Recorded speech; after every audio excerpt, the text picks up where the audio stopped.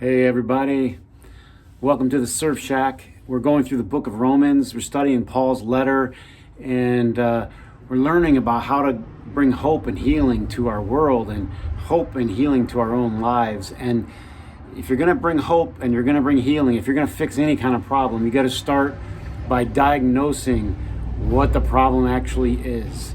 And the Bible word for this is sin, and I'm using a simple definition: destructive selfishness.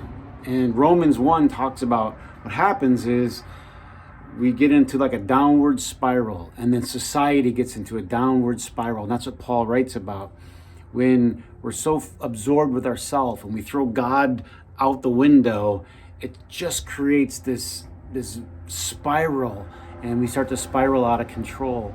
And so how do we fix that, And so many people have different ideas. As I said the other day, everybody has a gospel, right?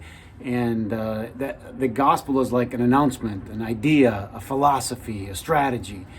And Caesar had one back then. It was the gospel of Caesar. When Paul wrote, he said, nope, it's not the gospel of Caesar, it's the gospel, it's the good story of Jesus. Somehow, Jesus becomes the solution to this problem. And it's not just fixing the sin that's over there in someone else. It's fixing the sin that's here, fixing the selfishness that's here. That's the focus. So here's the prayer: God, start with me.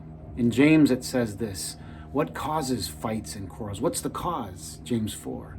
Isn't it from the desires that you have within you? You covet, you battle because you want something and you don't get it.